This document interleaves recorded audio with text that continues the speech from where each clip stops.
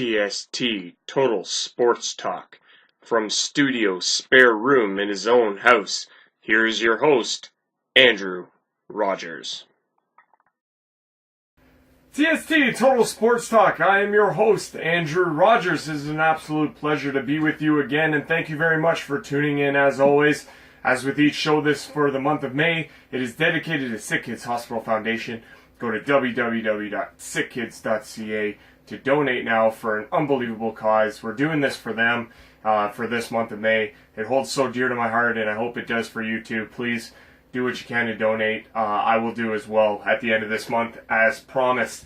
It's going to be a great show for you today. I want to apologize first and foremost for the delays in the uploads of these episodes and for the difficulties. I'm trying my absolute best, and I hope that you do enjoy once they finally do make it to YouTube and Facebook. This is episode 25 of TST Total Sports Talk. We got a great show for you today. Let's fill you in on what we're going to cover for this episode of TST. The Toronto Blue Jays are back in action against the Milwaukee Brewers for the start of two.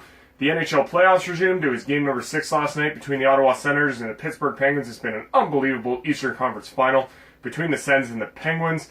In the Memorial Cup, it was Seattle and St. John battling for a spot in the semifinal. Finally, also, it was game number 4 between the NBA playoffs between the Cleveland Cavaliers and the Boston Celtics. That's been a beauty of a series. It's all been all LeBron. LeBron, Kyrie, and Kevin Love, they've been just an unstoppable trio for the Cleveland Cavaliers. They look to advance. Coming up, like I said, Game 4 was last night. They're looking to take a commanding 3-1 series lead over the Boston Celtics. Our show begins, though, today with the Toronto Blue Jays. TST Total Sports Talk report for the Major League Baseball season and the Toronto Blue Jays. The Toronto Blue Jays sent Joe Biagini to the hill to face off against the Milwaukee Brewers for the first of 2 in Milwaukee. Kendrys Morales hit a 2-run home run, and the Jays bullpen shut it down with 4 2/3 inning of shutout ball the rest of the way from the relievers. Danny Barnes, Ryan Tepera, Joe Smith, and Roberto Osuna, who notched his 7th save as the Toronto Blue Jays defeated the Milwaukee Brewers 4-3. Kendrys Morales, 2-run blast. He's been absolutely lights out for the Toronto Blue Jays. He's been clutch all season long. He's been making big hits. Devin Travis has been huge. Ryan Goins has really come along, and they're getting clutch hitting. And, like I say, hopefully Donaldson and Tulowitzki will be back in time for them to really make a run. And they're playing really good ball right now. Jays and Brewers go at it again this afternoon with a 1:10 matinee start. Marcus Stroman takes the mound for the Toronto Blue Jays. He goes against Matt Garza for the Milwaukee Brewers. Garza struggled in his last 4 outings against the Blue Jays. Generally owns the Toronto Blue Jays. I remember back when he used to play for the Tampa Bay Rays. He just absolutely used to crush us, but they've had his number recently, so we'll see if they can continue that trend this afternoon. From the diamond, we switch over to the ice in the 2017 MASTERCARD Memorial Cup semifinal. TST Total Sports Talk report on the 2017 MasterCard Memorial Cup, presented by the Canadian Hockey League. The Seattle Thunderbirds and St. John Sea Dogs went toe-to-toe in a matchup to determine a spot in the Memorial Cup semifinal. It was all Sea Dogs in this one day removed from being shelled at the hands of the Erie Otters. St. John Sea Dogs advanced to the semifinal with a 7-0 washout of the Seattle Thunderbirds. Joe Valeno and Spencer Svalin also both had 2 points apiece as the Sea Dogs scored 6 times in the second period alone. Goalie Callum Booth was much better in this one for the Sea Dogs, topping all 31 shots he faced for the shutout. Sea Dogs, man, they come back after being shelled 12-5 at the hands of the Erie Otters to clinch a spot in the semifinal. Just an unbelievable game for them. Goaltender Carl Stankowski of the Thunderbirds was pulled for the 2nd straight game. He had a rough tournament in this one. He stopped 44 of the 54 shots he faced in the 3 games in the tournament. 34 of those shots came in the first game of the tournament for Seattle. So, just unbelievably bad, and a tournament to forget for Carl Stankowski. Obviously, the team didn't do him any favors, though. They were outscored 18-3 in the 3 losses. Tonight is a massive matchup in the Memorial Cup as the Erie Otters go up against the Windsor Spitfires. Both teams undefeated, 2-0. It's the host Spitfires and the Erie Otters, an all OHL matchup in the Memorial Cup. This will be a beauty of a game tonight. It'll really determine who has the possible edge when it comes to That's the final, which would go Sunday. Yeah, these two teams had an unbelievable playoff. Obviously, Windsor almost upsetting the London Knights in the first round. They had a 3-1 lead there, but ultimately lost in 7 games to the London Knights. And Erie Otters obviously won the OHL championship. They faced very little tests. Obviously, Owen Sound gave them a little bit of a run. But Erie, just unbelievable throughout the Ontario Hockey League playoffs. So, loser in this one must face the St. John Sea Dogs in the semifinal that goes down Friday night. This game will be a beauty. Game time is set for 7 o'clock p.m. tonight. It's shaping up to be a Memorial Cup preview, no doubt. Should be a dandy. Speaking of dandy, we move now to the Stanley Cup playoffs. TST Total Sports Talk report for the NHL in the 2017 Stanley Cup playoffs.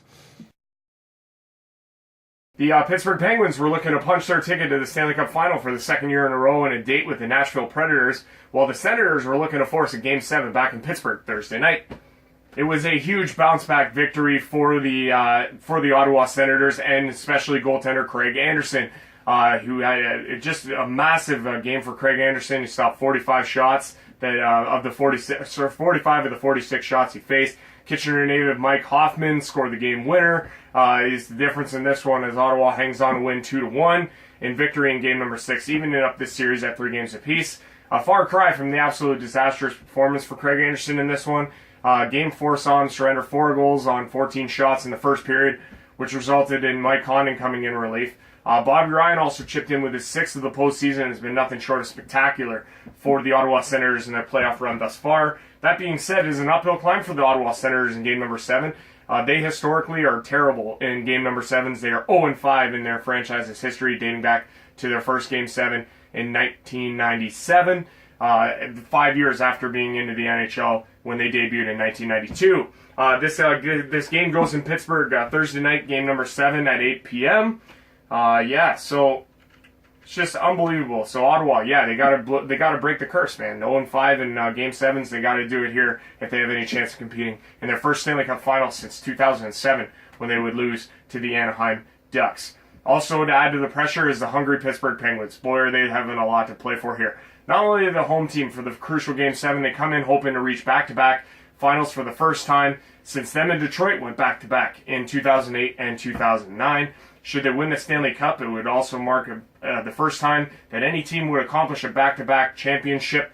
The last time it was done was when the Detroit Red Wings won back-to-back in 1997 and 1998. It would also mark the first time the Pittsburgh Penguins would win back-to-back Stanley Cups since the days of Mario Lemieux and Jaromir Jagr in 1991 and 1992. Also of note, Sidney Crosby, should he win the Conn Smythe Trophy, which he is the Pittsburgh Penguin favorite at this point, I would say. If he was to win the Conn Smythe, if Pittsburgh was to win Game 7, it would mark the first time that a player would win back-to-back Conn Smythe trophies since Mario Lemieux in that 91 and 92 back-to-back season. Ottawa simply, like I said, hoping to break the curse and make the final for the first time since 2007 when they were defeated by the Ducks. Cannot wait for Thursday night. It's going to be a massive Game 7. Lastly, we now go to the hardwood and bring you the story out of the NBA playoffs. TST Total Sports Talk report for the NBA and the 2017 NBA playoffs. Cleveland Cavaliers would go down by 10 at the half, but then proceed to outscore the Cavs 40-23 in the third quarter, putting this one out of reach as they go on to win 112-99. The win pushes the Celtics to the brink of elimination after they finish first in the Eastern Conference. The Cavs now lead the series 3-1. Kyrie Irving was absolutely phenomenal for the Cleveland Cavaliers in this one, scoring 42 points. Not far behind was LeBron James, who finished with 34. Equally impressive, the play of Kevin Love. Went 17 points, 17 rebounds, and 5 assists as he was just spectacular. The trio combining for 93 points is the highest ever scored in a playoff game by a trio of players. Just unbelievable, the Cleveland Cavaliers. Seems like they and the Golden State Warriors are destined to meet again in the NBA Finals for the second year in a row. Celtics now move back to Boston for Game 5 Thursday night, hoping to avoid elimination, while the Cavs looking to wrap up this series up sooner rather than later so they can move on to those Golden State Warriors who are waiting in the wings after their 4-game sweep of the San Antonio Spurs. This has been another episode of TST, Total Sports Talk. I'm your host, Andrew Rogers, reminding you, as always, thank you very much for watching. Make sure to tune in all the episodes and keep your head up and keep your stick on the ice. Take care, folks.